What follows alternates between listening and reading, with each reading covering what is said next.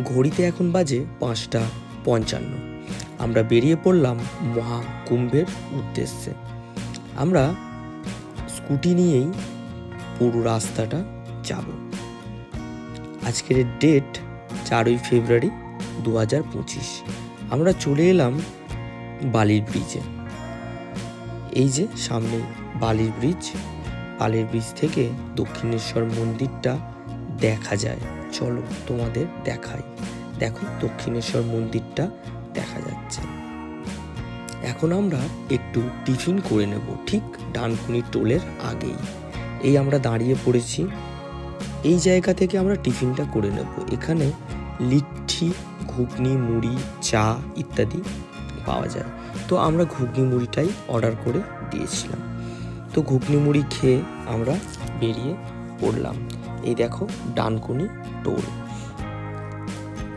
এবারে আমরা চলে এলাম শক্তিগড়ের ল্যাংচা। দেখো ডান দিকে দোকানগুলো। এবারে আমরা দুর্গাপুর ঢুকতে আর মাত্র 24 কিলোমিটার বাকি। তো আমরা একটা জায়গায় দাঁড়িয়ে পড়লাম চা আর টিফিন করার জন্য। আসানসোল আর মাত্র 1 কিলোমিটার চলে এসেছি। আসানসোল তো টপকালেই তোমরা জানো ঝাড়খণ্ড।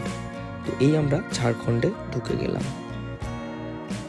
ঝাড়খণ্ডে কোনো একটা পার্টি মিটিং ছিল, যেখানে প্রায় 40টার মতো গাড়ি নিয়ে সবাই বক্স বাজিয়ে এগিয়ে যাচ্ছিল।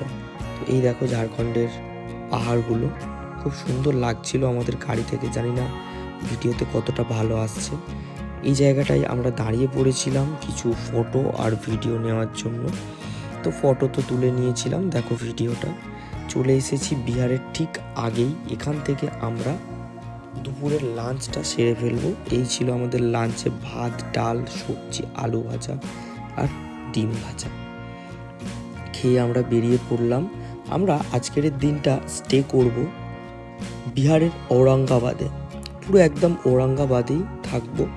তো নেক্সট ভিডিওতে আমি তোমাদের দেখাচ্ছি যে বিহার থেকে কি করে আমরা প্রয়াগরাজ গেলাম।